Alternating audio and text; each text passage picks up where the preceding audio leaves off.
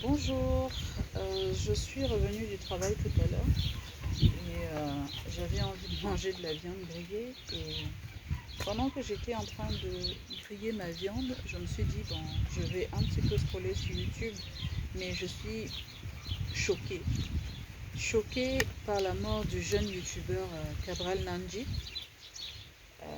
C'est un youtubeur, non, c'est un influenceur plutôt, c'est un influenceur que tout le monde connaît. Au Cameroun notamment, et dans quelques pays d'Afrique, hein. Et apparemment, enfin bref, selon ce qui court sur Facebook, il aurait eu un accident de la circulation et il n'a pas survécu à cet accident. Euh, je présente toutes mes condoléances à la famille, même si on sait tous qu'une fois qu'il y a mort d'homme, on peut toujours présenter les condoléances. Ça ne va pas changer grand-chose, mais vraiment toutes mes pensées positives à cette famille qui va être dévastée, dévastée par la mort de leur fils. J'ai vu ça, j'étais tellement abasourdie que je ne sais pas quoi dire.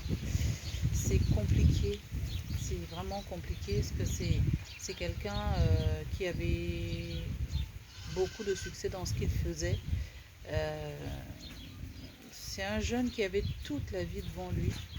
Et là, ça vient me rappeler l'affaire Arafat, hein, une fois de plus. Mais je voudrais que de cet incident, qu'on tire des leçons. Qu'on tire des leçons. Pourquoi? Où est-ce que je veux en venir? Je, je voudrais qu'on parle des routes, mais vraiment au pays, les routes, c'est une vraie catastrophe. Euh, Ce sont des routes qui déciment des centaines, des milliers de personnes par an, non seulement à cause du mauvais état de la route, mais aussi de l'irresponsabilité je vais y arriver, de certains usagers de cette route. Voilà, j'y arrive. Voilà. Euh, je, je voudrais, oui, qu'on tire des leçons. Qu'on se dise aussi que quand on décide de mettre ou quand on prend la responsabilité de s'acheter une voiture qui roule vite, il faudrait peut-être pas qu'on oublie on est au Cameroun. Les routes, la nationale dont il est question, c'est une route très étroite et très très dangereuse quand même.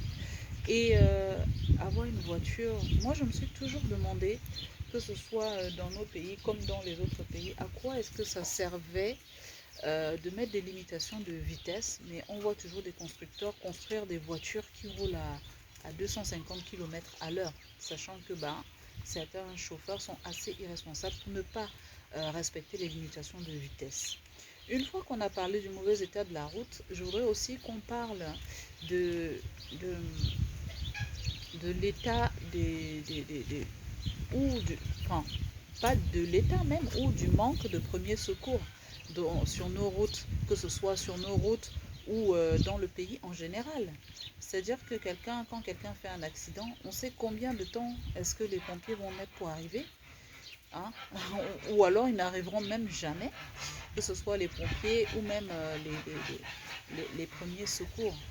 Donc, euh, on essaye de vivre dans un environnement, en fait, qui n'est pas adapté au... Comment dire ça? On essaie de vivre dans un environnement où les voitures qu'on achète, les vêtements qu'on achète ne sont pas du tout adaptés à cet environnement-là. Moi, ça m'a toujours fait rire de voir des filles à Douala qui portent des bottes en cuir, qui montent, enfin, on appelle ça comment? Les cuissades. Parce que oui, un jour à Douala, je voyais une fille passer sur la route.